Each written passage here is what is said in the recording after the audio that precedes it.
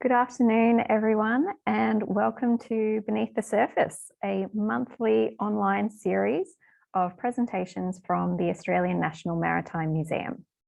My name is Anna Gregory, and I am the Lifelong Learning Officer, and I will be your host here today. On behalf of the museum, I would like to acknowledge the Gadigal people of the Eora Nation as the traditional custodians of the earth and waters on which we work. We also acknowledge all traditional custodians of the land and waters throughout Australia and pay our respects to them, their cultures, and to elders past, present, and emerging. The presentation today will last for approximately 40 minutes. You are welcome to ask questions throughout the session. Please just type them into the Q&A box, which you'll find at the bottom of the screen. I will pass all of your questions on to our presenter, who will respond to the questions in the final 20 minutes of the presentation. Our presenter today is the museum's Curator of Naval Heritage and Archaeology, Dr. James Hunter. James is a maritime archaeologist who has participated in the investigation of several internationally significant shipwreck sites over a career spanning more than 2 decades. He was appointed to his role at the museum in January 2015 and has participated in several of its maritime archaeology projects, including shipwreck surveys of Australia's first submarine, AE1 in Papua New Guinea, the Second World War light cruiser, HMAS Perth in Indonesia, and the search for and identification of the wreck site of James Cook's HMB Endeavour in the United States. His collaborative initiative to create a virtual reality environment for PS Herald is part of the museum's ongoing archaeological survey of historic shipwrecks of Sydney Harbour. Now, it is my great pleasure to introduce James and ask him to begin his presentation. So thank you, James. I will pass the mic over to you. Well, thank you, Anna, and good afternoon, everyone. It's a pleasure to be here speaking with you to talk a little bit about the work we've been doing on PS Herald. So really, the way this all started was a bit random, I guess. I was kind of dabbling with 3D photogrammetry, which is a relatively new method of documenting shipwreck sites. And I just, through happenstance, was introduced to a gentleman in Germany by the name of Professor Holger Deuter, who is at the University of Applied Sciences in Kaiserslautern. Holger's got a very interesting background, and I've acknowledged him here in my first slide because really he has done as much work with this as I have, he and his students. But he's a very eclectic individual. He has a fairly interesting background. He's dabbled in music and art and all these different things. But in his role at the University of Kaiserslautern, the work that he does is primarily in 3D art and 3D visualization. So I was introduced to him and we began talking about things and sort of this idea of how you might combine maritime archaeology with the work that Holger and his students were doing in visualization. And there were a few different things that we had discussed. Some of them very much on the sort of artsy side of the spectrum. But one thing that I told Holger that I was very interested in was trying to develop a virtual reality experience or environment where you, the user, basically dives the shipwreck virtually. And I wanted to create something that was more representative of what it's actually like on many of the shipwrecks that we work on here at the museum. It's not Finding Nemo, it's not tropical paradise. Certainly we do that, but a large part of what we do is diving in areas where the visibility is not that great. It's kind of cold. You don't see a lot of tropical fish. And I was very interested in trying to recreate that kind of environment and experience. I wasn't sure how Holger would respond, but he was keen. And he said, all right, this sounds like a good idea. So let's give this a go. Now, one of the things that was quite lucky about this was that around the time I met Holger, the museum was working with our long-term research partners, the Silentworld Foundation. And one of the things that we were doing was trying to document shipwrecks in Sydney Harbour and in New South Wales generally, with most of the focus being on wrecks in the harbour because they're nearby, they're accessible, and many of them are shallow enough that we could use 3D photogrammetry. And one of the things that we were quite interested in was figuring out ways to do photogrammetry on wreck sites that are a bit deeper. So wrecks that are in 20 meters or more water depth. You're limited on time and you have visibility issues. There are all sorts of things that you have to factor in. We were trying to figure out how we could document these wreck sites quickly and effectively. So we were getting data sets, and I realized that those 3D models that we were generating could be used by Holger and his students to create a virtual reality experience. So that's kind of what happened. That's how we sort of got where we were. So a little bit of background to this project. So again, we were experimenting with 3D photogrammetry, and we were trying to figure out how to come up with good methods for documenting wreck sites quickly and effectively. Most of the wreck sites in Sydney Harbour, for anyone who's done any diving around here, you know that the water clarity can be very nice. It can also be absolutely awful. And in fact, recently with all the flooding we've had, the water clarity in the harbour is not that great at all. And that poses challenges for us as archaeologists if you're using photogrammetry, because the better the water clarity, the better the imagery. So we're trying to figure out a way where we could get in there, capture the data and the imagery we needed, and doing it in conditions that are less than ideal. And so this image here, if you look, this is one of the wreck sites that I'm talking about. This is just outside the heads at Sydney Harbour. It's the wreck called the Royal Shepherd. It's in around 30 meters of water. This is a good day. I've been on the Royal Shepherd when you could barely see it. We were almost literally running into it. So the conditions can vary, and the depth profile is certainly within the parameters we were hoping to work with. This image shows one of our colleagues here at the museum. He's now retired, but Lee Graham. That's Lee diving on the wreck of the Centennial, which is at Taylor's Bay. And that sort of environment you're seeing there, not very good visibility, kind of green.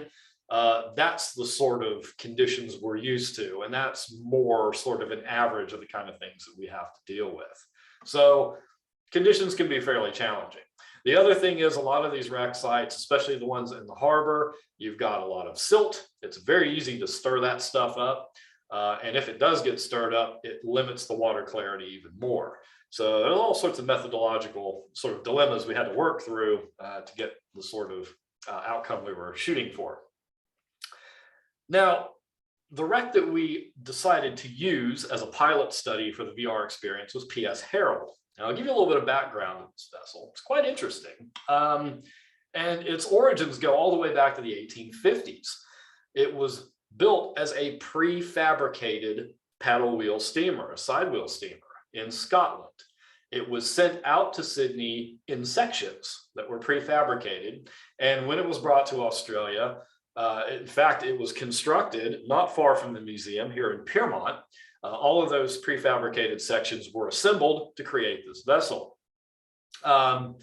It operated for the majority of its career as a ferry.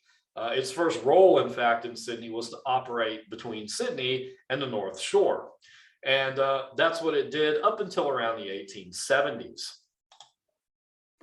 Now, it was around this time, 1860, that the Hall family enters into the story, and they become quite important because George Hall, who had been operating the vessel as a ferry pilot or captain, he ended up buying shares in the vessel, and he and his sons ultimately owned it, and they began continuing that ferry service, but we're also doing a number of other things around the harbor, including piloting vessels in. They were also involved in a number of rescues in the harbor. And in fact, George Hall received awards for some of these rescues that he carried out. In its final years, it was used primarily as a cargo vessel and as a tug. And in 1884, on the 1st of April, it was sitting near North Head. It was actually awaiting a schooner arriving at the harbor to pilot the vessel up or tow it back up into the harbor.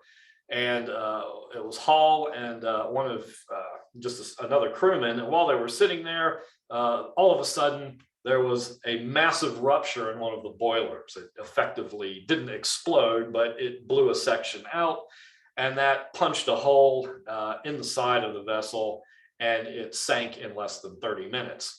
Hall and his crewmen survived. They were able to get to shore, so there were no fatalities, but the vessel was a total loss. Now, one of the reasons that we wanted to use Herald was because of its size. It was small, which meant it would be a little bit easier for us to cover the area that we wanted and figure out how much time we would require and work out what our methodology would be. So this image shows Herald as it appeared around the time of its discovery in 2013. And what you're looking at there, you've got the two divers, and this is all that really sticks up above the seabed. You've got two cylindrical boilers, and you've got part of the paddle wheel shaft, which is, see if my cursor works here. I don't know if you can see that or not, but there is a cylindrical shaft that lays atop the two boilers. And then part of the engine, which is back towards the other end of the boilers, is also sticking above the seabed. The majority of the shipwreck, however, is under the seabed, and it is largely intact. If you were to excavate around those boilers, both fore and aft, you would find that probably about anywhere between 80 and 90% of that ship is still there under the sediment.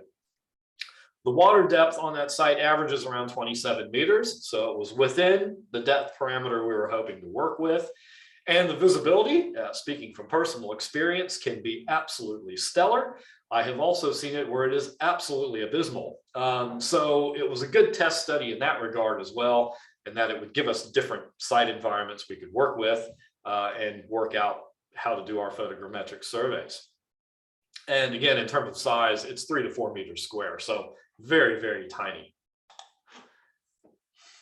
So we initially surveyed the wreck site in 2016, but we were using methods that, quite frankly, didn't produce the results we wanted. One of the things that we were doing is we were taking video. We believed that we could use screen captures from the video, and that would enable us to get the results we wanted to produce our 3D models. In fact, that was not the case. Most of that video proved unusable, and that was unfortunate. The other thing that we noted was that a lot of the imagery we generated had a green cast to it. So if you think about that prior image I just showed of the wreck site, very green, and on account of that, there wasn't a whole lot of contrast with the bits of the wreck that were exposed. And so when we were trying to actually join images together into a 3D model, the software had a very hard time recognizing patterns and joining the imagery because of that. So realizing this, we decided to come back with a different strategy. So in 2019, we came back to the site and we used a few different methods. We did away with the video because that didn't really produce the results we wanted. And we started using still shots shot at 2-second intervals. These were 12 megapixel images, and we weren't using fancy cameras. We were using GoPros. They're small, they're relatively inexpensive. They've got good settings on them. And surprisingly, we got really good imagery from doing that.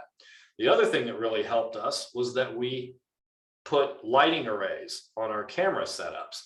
A colleague of mine, Dr. Andrew Woods out at Curtin University, he specializes in 3D modeling and visualization.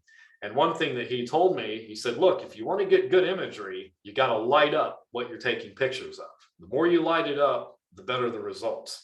So we took that on board, and he was right. We got some really good imagery. So I'll show you a quick example here. The image that's on the left shows a part of the boiler from Herald. And again, you'll notice that green cast. You can certainly see a lot of features on the wreck. Things stand out. But if you compare that to the image on the right, where we've got big lighting arrays, we've got filters on the cameras, you'll see that it picks up the natural color much more effectively. And because of that, that really contributes to the pattern recognition in the software when it joins the imagery together. And what we ended up with was a pretty nice 3D model. Now, you'll notice that this one is green, and that is because while we have had some fantastic equipment to work with, and we had established a very good methodology, there is this thing called operator error that occasionally happens. And one of the people who was taking photographs, not me, had it on the wrong settings, had the camera on the wrong setting. So when we got down there, they ended up taking a bunch of video instead of still shots. Thankfully, I was taking photographs, still shots, and that was turning out quite well. And a colleague of ours of Silentworld Foundation had their camera set, but they didn't have the filters and the lights on them. So they got a lot of good imagery, but that's why it has that greenish cast to it. But just to give you an idea of the sort of imagery you can get, this is one of the boilers on Herald, and this is the one that I photographed. And you can see a lot of things stand out. You can see the sponges attached to the boiler. You can see the flash rusting, which is that sort of orange color you get in places. All of those things really make the imagery pop. And one thing that we're hoping to do at some point is to get back on the site and do the entire wreck site this time using our filters, our lighting arrays, and get the result that we wanted.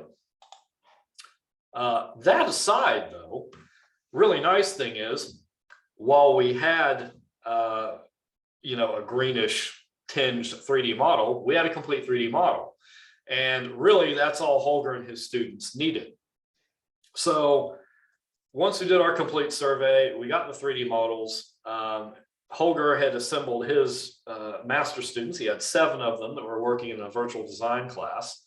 And so our job was to supply the VR students with a 3D model, information about the site, the history, all these different aspects of the wreck site and its history to them, and they would in turn take all of that and develop this immersive VR experience.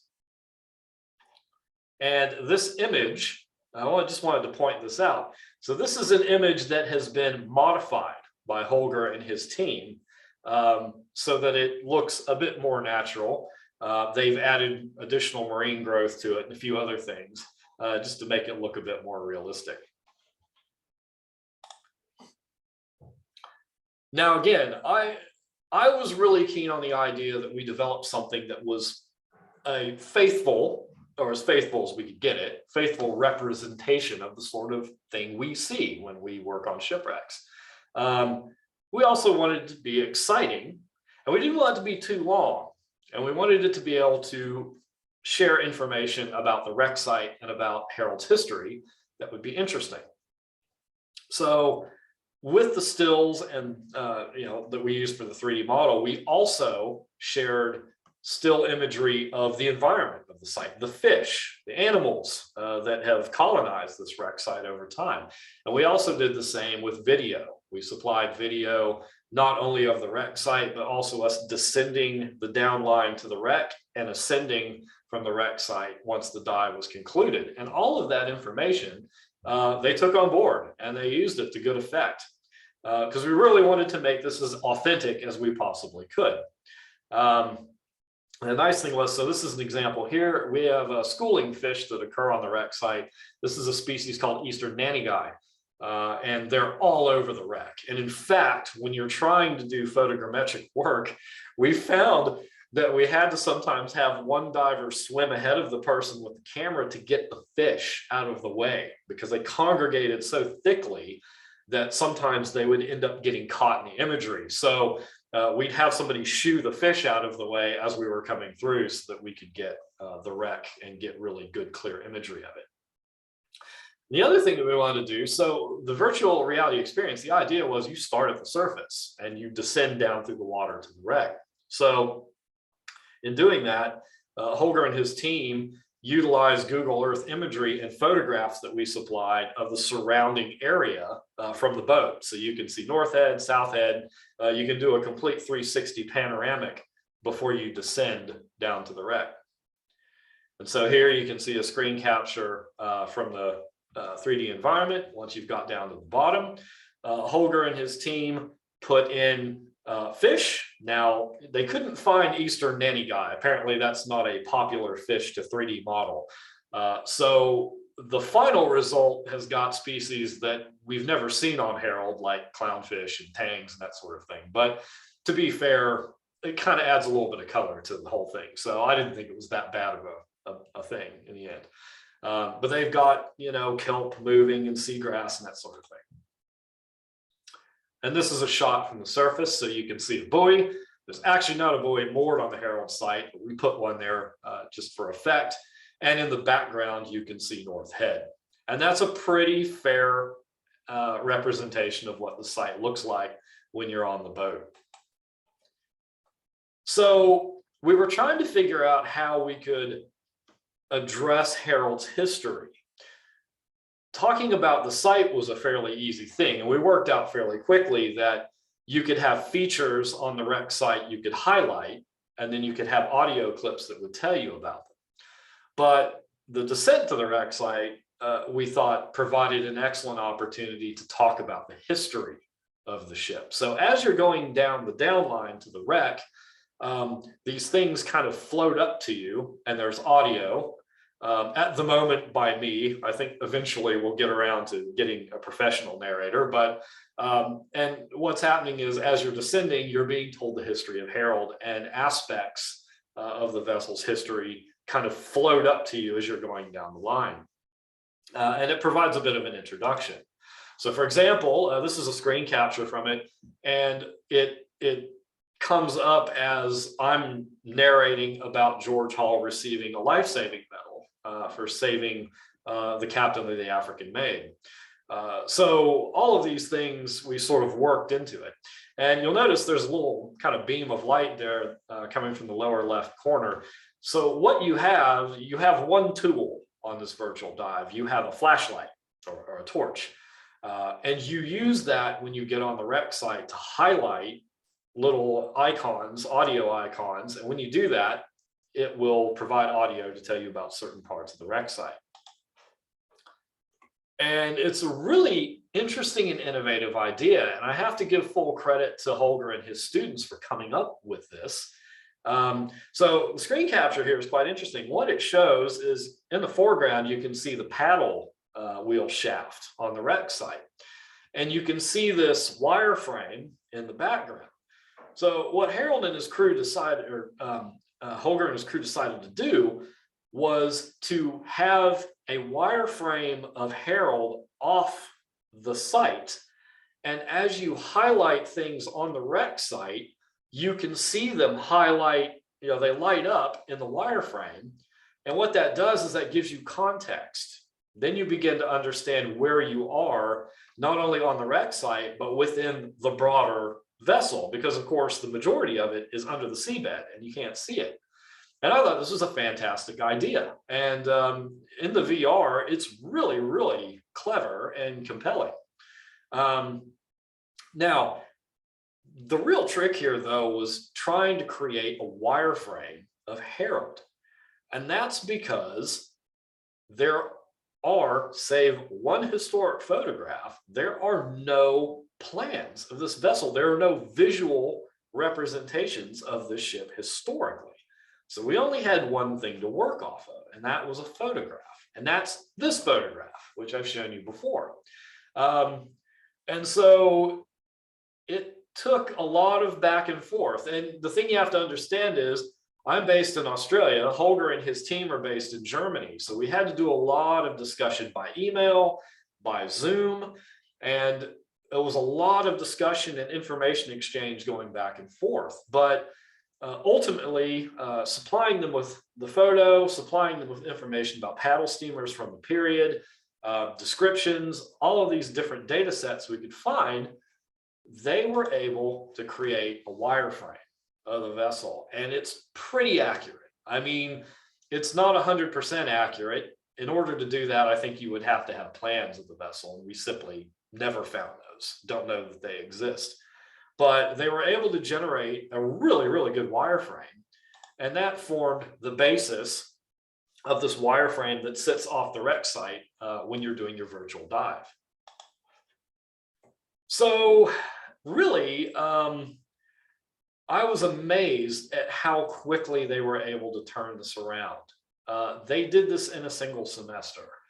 And granted, there was a lot of discussion involved and a lot of time spent by both us and Holger and his team.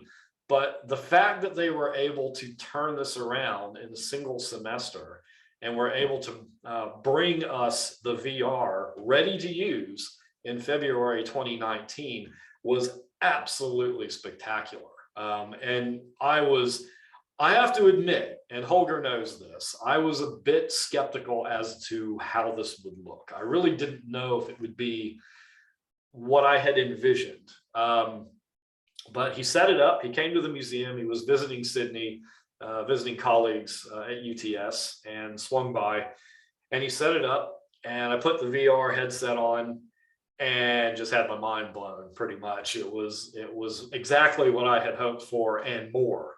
And even better, my colleague Kieran Hosty, the other maritime archaeologist here at the museum, he had a go at it, as did our then head of divisional head, Michael Harvey, and Emily Jadif, our curator of ocean science. All of them did it and were just amazed by it. So the fact that we were able to take data that we had collected from a wreck site, share it with the team on the other side of the planet, and they were able to churn and burn and turn around a VR in the course of about a 6-month semester is pretty amazing.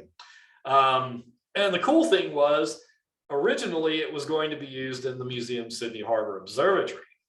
However, as happened with many things, COVID-19 kind of put the kibosh on that. The pandemic fired up right around the time we saw the VR experience for the first time. And we soon realized that in using something that required a headset and concerns about social distancing and sharing equipment, we realized that that was not the time to be using it. So we have, I won't say we've mothballed it, but we have put it aside for the time being. We have the VR, we have the files, we have the ability to set it up and use it, but we're waiting for a time when COVID hopefully will not be an issue anymore, and we can move forward in trying to actually exhibit this at the museum. So stay tuned. We're hoping to get there. Now, before I go, I want to show just a brief video clip to give you an idea of what we saw when we put this on for the first time. And I'll kind of talk you through it a little bit. It has the narration, but I'm going to mute that because I think it's probably more effective if I just kind of give you an idea of what's being addressed. So here you are on the surface. There's South Head, or South, and there's North Head there. So you're now heading down the line. You can see your flashlight or your torch there. There's the down line. And so as you're heading down, there's the photograph of Herald kind of floating up to meet you. Here's some of the schooling fish that, again, taking a little creative license there, but you can see, so you can highlight audio clips. There's a little icon there and it will tell you what that is. That's the paddle wheel shaft. It'll talk a little bit about the vessel's propulsion, and then you can see it highlighted there in the wireframe. And so you can kind of float around over the top of the wreck. There's icons for the boilers. There's icons for the engine, all these different components. And this is pretty cool too. There's a thing where you can jump out off the wreck site and it superimposes the wireframe over the top of the wreck to the same scale. So you can see where the visible elements of the wreck are in relation to the vessel in its entirety. So we're quite excited about that. And yeah. Whoop. And that's pretty much my presentation for today. So I will be very happy to take any questions anyone has. Thank you very much for that presentation, James. It was wonderful and amazing to hear about the process of developing this wonderful VR experience. And I really like how you talk about this project as 3D art. It's kind of the intersection of art and science there, which I think is really important, really interesting sphere to be working in. So if anyone does have any questions, please feel free to put them in the Q&A and we will work through them in these remaining 20 minutes. So the first question we've had so far is from Glenda, and she has been wanting to ask if we will be advised when it will become available. Yeah, that's a really good question. At the moment, I can't provide an accurate date, really. Again, the pandemic's playing a really big role in this, and that, we keep thinking, oh, good, it's over, and then it keeps coming back with a vengeance. So I think for the time being, and until we get to a point where we're not having resurgent, issues with the virus, I don't know that we're going to do it. And a lot of that's down to the equipment that's required. It does require having to wear headsets, and some of the spaces we've looked at putting it in would be fairly small. So there are issues around having too many people in one place. So unfortunately, I can't give you a date and time at the moment, but I'm keeping my fingers crossed we get there soon. Absolutely. I think we're all very keen for this experience to be available. We've also had a question here from Peter, and he has said, could you use the wireframe and the 3D modeling to depict the site formation process over time? I think we could. That would be a really interesting thing to do. The good news with this is that we've maintained a relationship with Holger, and he's very keen to do more of this, and we're quite keen to do the same. So this year, weather permitting, all this flooding we've had, and it's just been awful. The conditions have not been good, but our hope is to get on other wreck sites, both within Sydney Harbour and along the coast, and to get additional 3D models or data that we can generate into 3D models, and to pitch that to Holger and his students and let them have at it and develop additional VR. And certainly site formation, that's a really cool idea. I'd like to see that, where you have a wireframe of a vessel, and then over time you just kind of see it slowly fall apart until it turns into what you see on the seabed today. So certainly, yeah, I'd love to do that. I think that'd be really cool. Absolutely, great question and very interesting answer as well. So we've had a question here from Colin. Will 3D printing of these images be possible so as to have physical representations on display? I think that would be a really good idea. I'd be quite interested in doing that. And we've talked about using 3D models of other wreck sites too. So for example, AE1, Australia's first submarine, which is in the waters of Papua New Guinea. We have very, very good 3D data for that wreck site. And I would really, really like to see 3D prints of that and other wreck sites that we work on used in the museum to interpret them and to tell their stories. One thing I'm really quite keen on with AE1 is I'd really love to have it where you could have a model of the wreck site next to a model of the submarine before it sank. And I think it would be quite interesting to have those two things right next to each other so that you could compare them and look at how the submarine's different and how it stayed the same. Okay, thank you. We've got lots of questions coming in now. This is wonderful. Anthony has a question for you as well, James. If Holger works with UTS, what is being done with modelling technology transfer back to Australia? I'm not sure. Holger does collaborate with people at UTS. That is more of the art side, digital artwork side of things. In terms of the work that we're doing with Holger, though, all of that data, all of the VR stuff they generate from the work he and his students do, yeah, that comes back to us. We have all of that here on site. We have all of the files, and it's really nice. We don't look at it as a proprietary thing. It's a really nice open collaboration where we're sharing things. Nobody feels any particular sort of possession over things. And, Holger and his students have been very generous in terms of sharing things with us. And the really cool thing is too, that VR has won 3 awards in Germany for digital VR experiences and that sort of thing.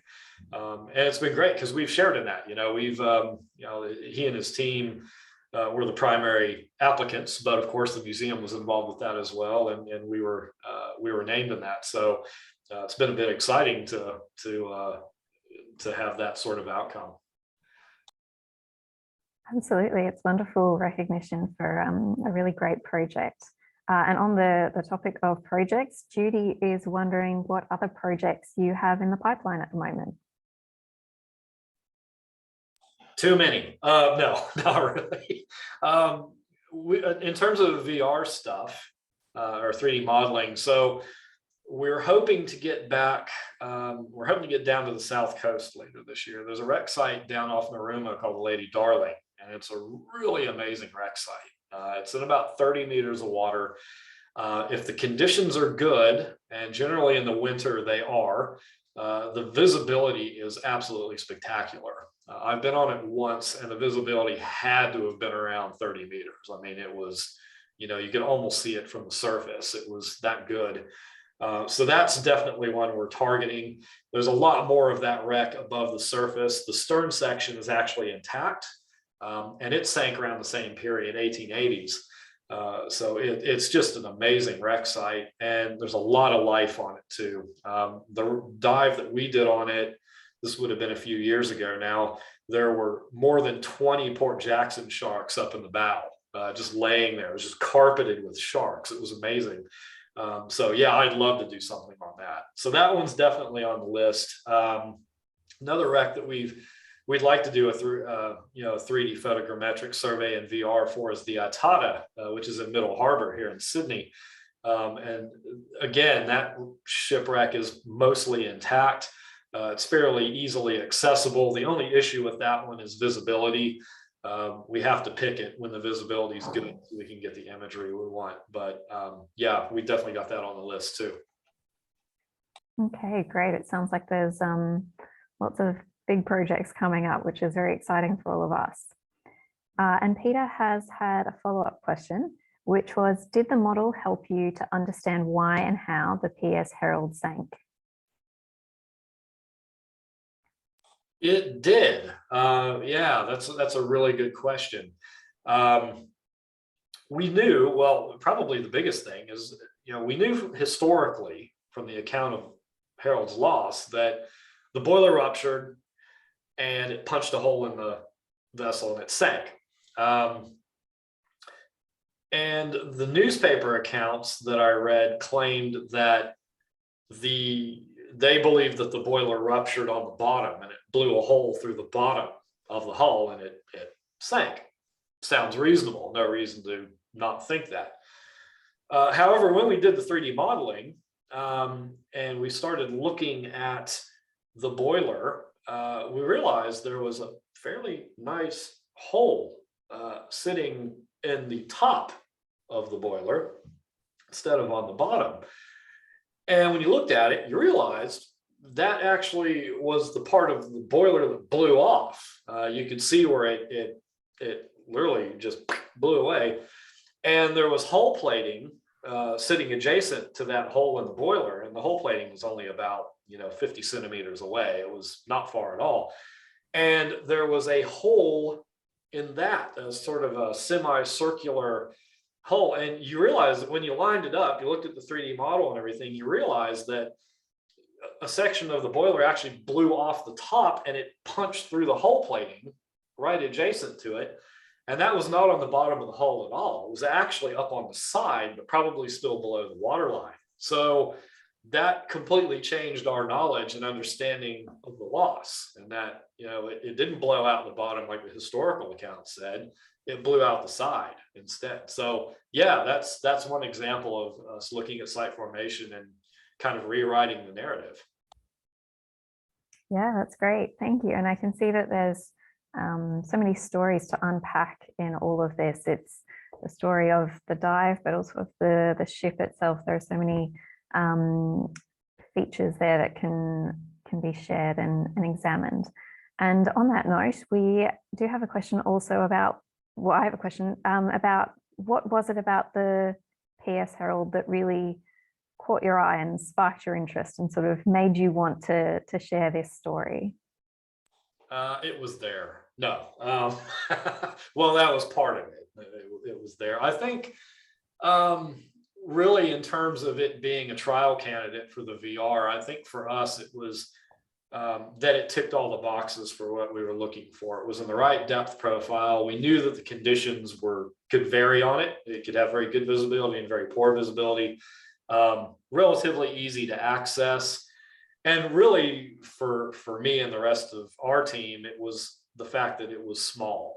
It was something that we could get covered in a couple of dives. We didn't have to worry about, spending a week on it. Lady Darling, by contrast, that's a very big wreck. And the work that we're planning to do on that, we're looking at probably a week minimum to get the work we need to get done on it. And the whole time you're hoping the weather is going to cooperate. So yeah, I think for Herald, it fit all the profile, ticked the boxes, and it was small. So it was something that was manageable.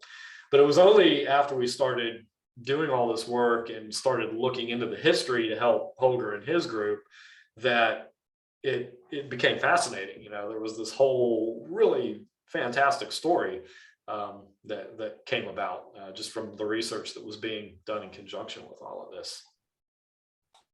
Absolutely. And it sounds like a great collaboration and partnership has built up between you and Holger, and the results of it have been absolutely beautiful. And we had a follow-up question from Glenda about, she's very excited about seeing this in the flesh and is wondering so how it will be shared and promoted and how members of the public will be advised that it's available.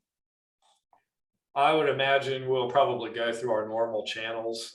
We could, share it through social media. One thing that we've actually discussed with our digital team is integrating it into our deep dive webpage here at the museum, which for anyone who's been on that at the moment, we've got a lot of material related to the identification of the Endeavour wreck site in the United States. But we're looking at other candidates to integrate into deep dive. And I think Herald's a really good example of that, because a lot of the assets that we have are digital anyway. So that's certainly one way I think that we would promote it. Otherwise, yeah, we'll promote it through social media and our usual marketing and everything else. So stay tuned. It's coming. Eventually, we will get there. That's great. I think it'll be wonderful when it's available. And this has been a great opportunity to get a little sneak peek into what's coming up. Earlier in the presentation, James, you spoke about the impacts of flooding and the impacts of the weather on your ability to do these dives and to investigate the wrecks. Could you tell us a little bit about sort of the timeframes and in terms of when you can start diving again, or the impacts that the weather and the flooding has? The impacts can vary. I mean, it really depends on, if you've got a little bit of rain, it's not an issue, but, sort of deluges we've been having lately, massive amount of flooding we've been having. Of course, Sydney Harbour sits down at the end of the Parramatta River, and all of that sediment and everything gets churned up from all the flooding. It's all got to go somewhere, and it comes down here. So there are very serious knock-on effects in terms of water clarity and to be honest, even safety in terms of, if you get pollutants and that sort of thing in the water. We have to be mindful of all of that. We don't want to be diving in, sewage and that sort of thing. It's not pleasant. So, yeah, really, it's very hard to say in terms of timelines. It really depends on how bad the flooding is, how quickly it clears up. I mean, I'm, knocking on my wooden head all the time that, we're done with deluges and flooding for a while. And I mean, if the conditions, if we don't get any serious rain again, for some time now, we'll probably start to see the water clear up in the next, 2 to 3 weeks. But it just really, it's all dependent upon the conditions, and that's all we can do. In terms of its effect on our ability to work, yeah, if it's total blackout, you can't do photogrammetry. Forget it. It's not going to happen because you actually need something to photograph. And if you can't see it, you can't do anything with it. The Endeavour wreck site in Rhode Island, we've done photogrammetry on that one. And that wreck site, average water clarity is probably a meter and a half. So not great. But what we normally do is, again, lots of lights. And we also look at the tides. I actually prefer to dive on a slight current when I'm doing this sort of work, because what it does is it cleans anything out. So if the bottom gets stirred up, you've got a bit of water movement to kind of push it away. And the other thing that I like to do sometimes is I like to get in the water first, and I get down there before anyone else, because I'll keep my feet off the bottom, and I'll try to, maintain neutral buoyancy and keep a fairly clean environment to photograph in. That gets tricky sometimes. The more people you get in the pool, because even if people don't mean to do it, it happens. So yeah, those are kind of some of the tricks, I guess, to work around those issues. Yeah, absolutely, and an important reminder that we're all at the mercy of the environment and the weather and everything that's going on. So we've had a question from Colin, who's asking about models of shipwrecks. So Colin has said that he remembers seeing beautiful models of shipwrecks as they appear on the bottom of the ocean floor. Of the city of Launceston, Royal Shepherd, he remembers seeing as well. And he was wondering if you know where these models are by any chance. Depends on whether he's talking about digital models or physical models. I've seen both. There's a really nice 3D model, digital 3D model of Royal Shepherd, and that was taken by a avocational diver group called New South Wales Wrecks, and they've done some really cool stuff around here. They've been very active, and I've seen a screen capture of that on their website. So I would imagine they would be the guys to contact if you wanted to look at the full 3D model they've done.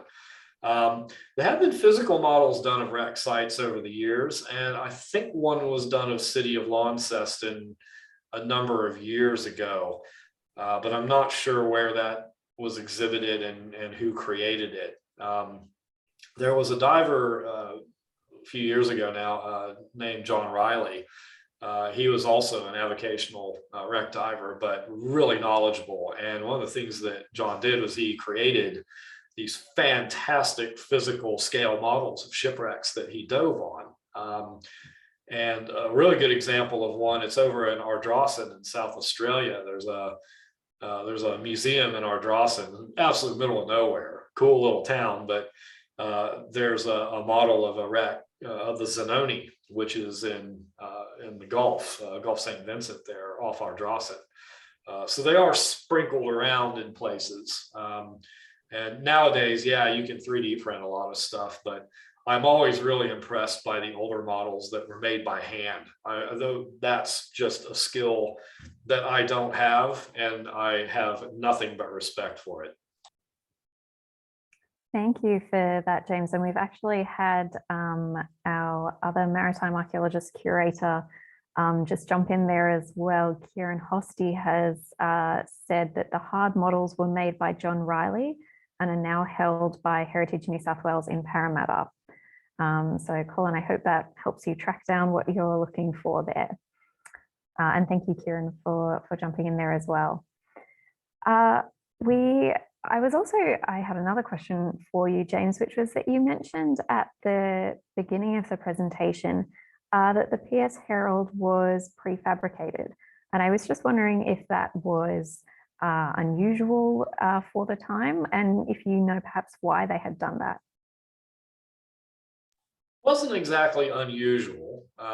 Smaller vessels you'd often find were prefabricated. And in fact, I mean, going back to the 17th century, you have wooden, small wooden boats that were prefabricated. They were brought out in frames. So they were, all of the wooden components had Roman numerals or other methods of identifying what part fit to another. It was like an 18th century IKEA, it's sort of a weird thing, but it was not uncommon. It was mostly limited to smaller vessels though. So ones that were not particularly large.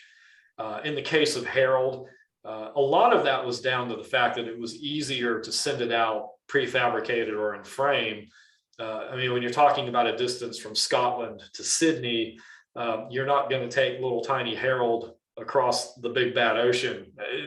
No way, it wouldn't have happened. So what they did instead was they prefabricated them. They sent them out so it could come to Sydney, and then they would find a shipyard and assemble it, and wouldn't have to worry about trying to make the trip. Yeah, it's a practical reality, I guess. You just got to sort of deal with the current circumstances. Now, we do still have a few minutes left, so if anyone has any other questions, please feel free to put them in the Q&A, and we can share those with James for him to respond to. I think it's been really interesting, James, how you've taken something that is really quite a difficult thing for people to see and to get to a shipwreck site, even if it is in Sydney, where many of us are probably living. And you've been able to bring that to everyone so that we can all experience what it's like to be on a dive and looking at a shipwreck. So I think that's really wonderful that you've been able to share that with all of us here today, and then hopefully in the future as well in some exhibitions at the museum. Yeah, that's good. That's great to hear. I mean, that was really one of the goals was, because there are people who can't dive, they're unable to dive, and I like the idea of somehow giving them that experience. I mean, it's obviously not going to be the same as getting in the water, but if you can get it fairly close and let them sort of experience the conditions and sort of the ability to be able to sort of float over the wreck and turn around and have a look at stuff, and that's really, it's great to hear that you think that. I certainly hope other people think that too. I mean, that was what we wanted to do, was make this accessible to anyone, anyone and everyone. Absolutely. And as someone who grew up in the generation of Finding Nemo, I think we're all in love with Sydney Harbour and the waterways around this area. So it's great to see that as adults we can continue indulging this love of Sydney and the waterways around here.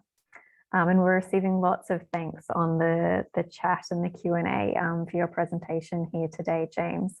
Great. Yeah, I think next time though, maybe we'll try to make the sea life a little bit more accurate. Not that I have a problem with schools of clownfish swimming around. I mean, it's quite cute, but yeah, well, I think that was one thing that Holger and his students thought too, is that they'll try to make it enhance the realism, I guess, a little bit more. Yeah. Well, I think that's great, and it's wonderful, to see, as we've said, the arts and science coming together here for this project. So thank you very much, everyone, for your questions today. It's been really interesting to hear your different points of view, and thank you very much for James for the presentation and for your really detailed answers as well. So that now brings this month's Beneath the Surface talk to a close. So please join me, everyone, in thanking Dr. James Hunter. It's been wonderful. Thanks, And everyone. Thanks for listening. and please join us all next month. We will have another Beneath the Surface talk, and we'll be hearing from our curator of post-war immigration, Dr. Roland Lakoff, pardon me, sorry, Roland, who will be talking to us about refugee immigration to Australia up until the 1980s. So this presentation will be held on Tuesday, the 6th of September at 4 p.m.